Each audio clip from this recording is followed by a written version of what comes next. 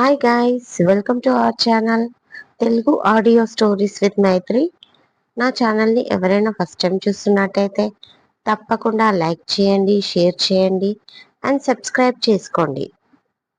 I love you Amisha part 32. ఇక స్టోరీలకు వెళ్ళిపోదామా? సిరి అందంగా రెడీ అవుతుంది. హాస్పిటల్ చెకప్ అయిన తర్వాత ఇంటికి వచ్చి ఆఫీస్కి వెళ్లకుండా డాక్టర్ బ్రహ్మాండంగా ఇంప్రూవ్మెంట్ ఉంది కాబట్టి మెడిసిన్ చేంజ్ చేశారు. ఆ మాట విని దేవ్ చాలా హ్యాపీ అయ్యాడు. అదే అదనుగా మరి నన్ను బయటికి తీసుకెళ్తానన్నారు అని అడిగింది సిరి. తప్పకుండా వెళ్దాం అని మాటిచ్చాడు Dev. Yellow colour short frock వేసుకొని హెయిర్స్ ని చిన్న కొప్పులా చుట్టి పెద్ద పెద్ద ఇయర్ రింగ్స్, రెడ్ కలర్ పెదాలకు ఇంకాస్త రెడ్ గా కనిపించడానికి లిప్స్టిక్ వేసుకొని చాలా క్యూట్ గా ఎంతో అందంగా రెడీ అయ్యింది సిరి.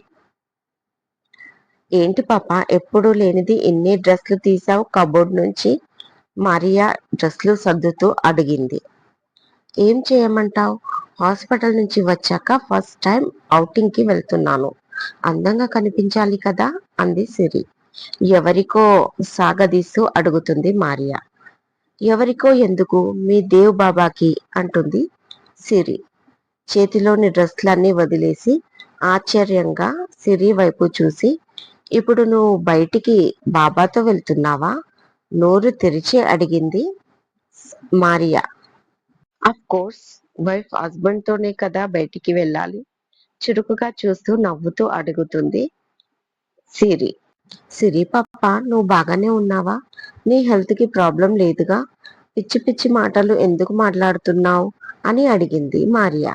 మరియా గట్టిగా అరిచింది సిరి. వాట్ హ్యాపెండ్ సిరి? అప్పుడే లోపలికి వచ్చిన దేవ్ ఆతృతగా అడుగుతూ సిరిని అలాగే చూస్తూ ఉండిపోయాడు. దేవ్ అని గట్టిగా పిలిచింది సిరి. చెప్పు సిరి, వింటున్నా అన్నాడు. ఇప్పటి వరకు 5 సార్లు పిలిచాను, తననే చూసిన దేవ్తో అంది సిరి. ఓ సారీ, ఏదో ఆలోచిస్తున్నా, చెప్పండి అన్నాడు. నేను రెడీగా ఉన్నా, మీరు వెళ్ళి రెడీ అవ్వండి అంటుంది. ఓ ఓకే. సిరి నుంచి చూపు తప్పించుకోవడం కష్టం అవుతుంది దేవ్కి, అంతంగా సిరి కనిపించేసరికి. అది అర్థమైన సిరి తనలో తానే నవ్వుకుంటుంది గర్వంగా. దేవ్, చిన్న రిక్వెస్ట్, మీరు ఫార్మల్ డ్రెస్ లోనే రండి, ఈ సూట్లు కోట్లు లాంటివి వద్దు అంటుంది. ఆశ్చర్యంగా తన వైపు చూసి ఓకే అంటూ దేవ్ రెడీ అవ్వడానికి వెళ్తాడు. సిరి పాప, అసలు ఏమైంది మీకు? ఎప్పుడు మా దేవ్ బాబాని తిట్టేదానివి, అలాంటిది ఇవాళ సడన్ గా ఇలా మారిపోయావు? మరియా అడుగుతుంది ఆశ్చర్యంగా. ఆ రోజు నేను ఫోన్ చేసి నా కళ గురించి చెప్పాను, గుర్తుందా మరియా అని అడిగింది. అవును, అయితే అంది మరియా. ఆ కళ వచ్చిన రోజు తర్వాత రోజే నేను ప్రమాదానికి గురయ్యాను. ఆ మలో నేను చిక్కుకున్నాక కొద్దిసేపటికి మళ్ళీ మంచు పడడం మొదలయ్యింది. ఆ రోజు చాలా భయంకరమైన రోజు మరియా. ఆ విపరీతమైన చలికి తట్టుకోలేక నా బాడీలో బ్లడ్ మొత్తం గడ్డ కట్టుకోసాగింది. ఇక నాకు ఆ రోజు నా చివరి రోజు అని అనిపించింది. ఎక్కడో పుట్టి ఎక్కడో పెరిగి ఎవరికీ కాకుండా ఒక అనాథలా చచ్చిపోబోతున్నందుకు నా మీద నాకే జాలేసింది. కొంచెం కొంచెం నా చేతులు కాళ్ళు స్పర్శను కోల్పోతున్నాయి. భరించలేని పెయిన్ వస్తుంది. ఏడ్చి గీ పెట్టినా వినేవాళ్ళు లేరు. ఏమీ చేయలేని నిరుత్సాహ పరిస్థితుల్లో ఉన్న నేను ఎప్పుడు స్పృహ తప్పానో నాకు తెలీదు. నాకు నాన్నగారు మళ్ళీ కనిపించారు. అది కలో నిజమో తెలీదు. చుట్టూ పొగమంచు, నిండా షాల్వా కప్పుకొని నాకు ఎదురుగా వస్తున్నారు. నేను పరిగెత్తుకుంటూ వెళ్ళి, నాన్న ఎక్కడికి వెళ్ళిపోయావు? చాలా సేపటి నుంచి నీ కోసం వెతుకుతూ ఉన్నాను అని అడిగాను. అప్పుడు నాన్న, నీ కోసం దేవుని వెతికి తీసుకొచ్చాను, అదిగో అటువైపు ఉన్నాడు. మరొకసారి దేవుని తిట్టకూడదు, కొట్టకూడదు, ఎంత కోపం వచ్చినా అతని చెయ్యి వదలకూడదు అన్నాడు నాన్న. నేను అలాగే అన్నాను. నీ మీద నాకు నమ్మకం లేదు, ముందు నాకు ఒక మాటివ్వు అంటూ నా చెయ్యి తన చేతిలో వేయించుకున్నాడు. నేను అలా నాన్న చెయ్యి పట్టుకొని ఉన్నాను. ఆయన చెయ్యి వదిలేశాడు.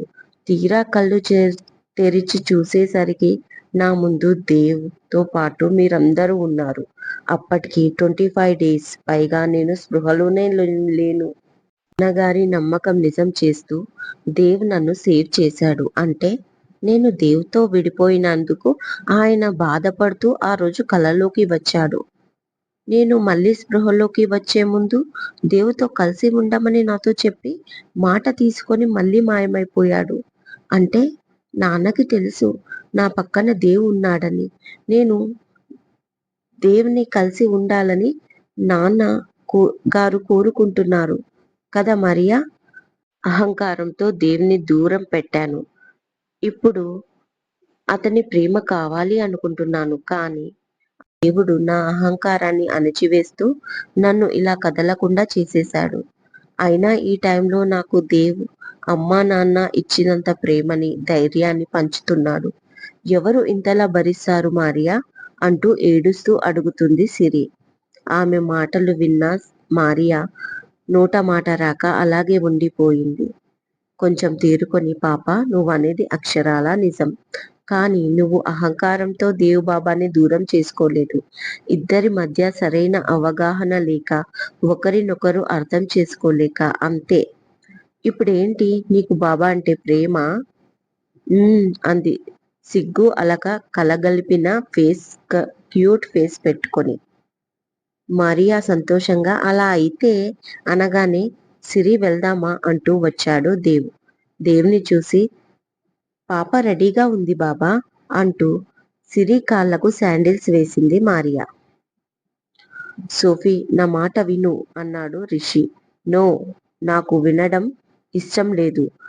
నువ్వు ఇలాగే నా వెంట పడితే నేను సలీంకి చెప్పాల్సి వస్తుంది అంటూ మాల్లోకి వెళ్ళిపోయింది సోఫియా.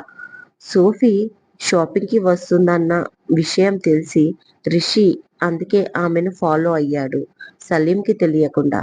అలాగే సోఫియా వెనుకను వెళ్ళి ఆమె చేయి పట్టుకొని లాగి ఒక పక్కకి తీసుకెళ్లాడు బలవంతంగా. ఒక్కసారి నా మాట విను, ఆ తర్వాత నీ ఇష్టం సో. నేను ఏ సిచ్యువేషన్ లో నిన్ను వదిలేశాను నీకు అర్థం కాలేదు అన్నాడు రిషి. బట్ నీ ప్రతి సిచ్యువేషన్ లో నేను నీకు తోడు ఉన్నాను. బెయిల్పై బయటికి వచ్చే వరకు నీ చుట్టూ తిరిగాను. నువ్వు కనీసం నా వైపు చూడడం కాదు కదా. మీడియా అడిగితే నాకు ఆమెకు రిలేషన్ లేదు, జస్ట్ ఫ్రెండ్ అని చెప్తావా? మీ ఇంట్లో ఉంటుంది కదా అని అడిగితే పెయిన్ గెస్ట్ ఫెంట్ హౌస్ లో ఉంటది అని అబద్ధం చెప్తావా? యూ చీటర్ అంది కోపంగా అరిచింది సోఫియా. మరి నువ్వేం చేశావు? నాకు చెప్పకుండా పార్టీ అరేంజ్ చేసి దానికి చీఫ్ గెస్ట్ గా దేవ్ గారిని పిలిచావు. కనీసం పార్టీ అరేంజ్ చేసే ముందు నాకు చెప్పావా? ఇది చీటింగ్ కాదా? వాణ్ణి నువ్వు ట్రాప్ లోకి దించాలని చూడలేదా అని అడిగాడు రిషి. ఎవరిని అని అడిగింది సోఫీ. ఇంకెవరిని, ఆ దేవాగాన్ని అంటాడు రిషి. అఫ్ కోర్స్ నేను అతన్ని ట్రాప్ చేయాలని చూశాను, కానీ బట్ అతనితో బెడ్ షేర్ చేసుకోవాలని చూడలేదు. ఆ పనికి వేరే అమ్మాయిల్ని అరేంజ్ చేశాను సెపరేట్ గా. అది కూడా నీకోసం. వాడు నీకు బెయిల్ ఇప్పించాడు కదా, ఆ తర్వాత నీ పైన కేసు లేకుండా చేసి ఏదైనా ఫైనాన్షియల్ గా హెల్ప్ చేస్తాడేమో అని. ముందే చెప్తే ఇవన్నీ చేయనిచ్చేవాడా? కాదు, అందుకే చెప్పలేదు. అప్పటికప్పుడు నోటికొచ్చిన అబద్ధం చెప్పేసింది సోఫియా. నంగనాచిలా ఎలా అబద్ధాలాడుతున్నావే? వాడు నీ ట్రాప్ లోకి వస్తే పర్మనెంట్ గా నన్ను లోపల వేయించేదానివి. సరే, నాకు మాత్రం నటన రాదా అని రిషి మనసులో అనుకుంటూ, ఓ మై స్వీట్ హార్ట్, నువ్వెంత ఇన్నోసెంట్. బట్ ఆ దేవాగాడు నువ్వనుకున్నంత ఇన్నోసెంట్ కాదు కదా. ముందే నాకు ఈ విషయం చెప్పి ఉంటే నిన్ను ప్రొటెక్ట్ చేసేవాణ్ణి. రియల్లీ సారీ అన్నాడు. వీడు ప్రొటెక్ట్ చేసుకోలేడు కానీ నన్ను చేస్తాడా? బాబోయ్, నాకు నవ్వు వస్తుంది ఈ జోక్కి, కానీ కంట్రోల్ చేసుకోవాలి అని సోఫియా కూడా మనసులో అనుకుంటూ, ఓ బేబీ నిజమా? నాకు అంత ఆలోచన రాలేదు. Sorry baby. మనం మిస్అండర్స్టాండింగ్ దూరం చేసుకుని ఒక క్లారిటీకి అయితే వచ్చాం. సో సెలబ్రేషన్స్ అంటూ రిషిని పక్కనే ఉన్న చేంజింగ్ రూమ్ లోకి లాక్కెళ్ళింది సోఫీ. ఇక వాదించి ఓపిక లేక అరగంట తర్వాత ఆయాసపడుతూ బయటికి వచ్చారు ఇద్దరు. సోఫీ, రిషి. మన రిలేషన్ గురించి సలీంకి తెలియనివ్వకు డార్లింగ్ అన్నాడు రిషి. దీన్ని యూజ్ చేసుకొని వాడి దగ్గర డబ్బు నొక్కొచ్చు. సలీంకి తెలిస్తే ఇద్దరిని కొట్టేస్తాడు అని దుర్మార్గమైన ఆలోచన రిషిది. షూర్ బేబీ, ఆ దేవగాన్ని దెబ్బ కొట్టాలి అంటే మనకి సలీం ఎంతో అవసరం ఉంది. కాబట్టి మన రిలేషన్షిప్ బయట పడకూడదు అంటూ మనసులో ఆ దేవగాని పనయ్యాక నిన్ను నా ఇంట్లో బాత్రూమ్ క్లీనర్ గా పెట్టుకుంటారా అనుకుంది కసిగా సోఫియా. ఆ తర్వాత కాసేపటికి ఎవరి దారిన వాళ్ళు వెళ్ళిపోతారు. కానీ వాళ్ళకి తెలియని విషయం ఏంటంటే 2 కళ్ళు చాలా సేపటి నుంచి వాళ్ళని గమనిస్తున్నాయి. మాల్లో అడుగు పెట్టక ముందు నుంచే. Black pant, light blue colour shirt లో ముద్దుగా మెరిసిపోతున్న దేవ్ని చూసి సిరి చాలా కంట్రోల్ చేసుకుంటుంది తన ఫీలింగ్స్ ని. ఎంతసేపు చూస్తారు? ఫుడ్ చల్లారిపోతుంది, తినండి అన్నాడు దేవ్. మీకు మళ్ళీ కోపం వచ్చింది. నాకు ఫుడ్ వద్దు అంటుంది సిరి. అలా అనడం 11వ సారి. ఏమైంది సిరి? రాను రాను మీ అల్లరి ఎక్కువ అయిపోతుంది. మీరు ఇలాగే చేస్తే నేను మరొకసారి బయటికి తీసుకురాను. తర్వాత మీ ఇష్టం అని దేవ్ అనగానే ఓకే ఓకే నేను తింటాను, మీరు కూర్చోండి అంటుంది. మీరు తినండి, నేను తర్వాత తింటాను అంటాడు ఆమెకి వడ్డిస్తూ. నో, మీరు నాతో పాటు తింటేనే నేను తింటాను మొండికేసింది సిరి. సిరి కొత్తగా కనిపిస్తుంది, కొత్తగా బిహేవ్ చేస్తుంది అనుకుంటూ చైర్లో కూర్చున్నాడు దేవ్. ఇదండి ఇవాళటి ఎపిసోడ్.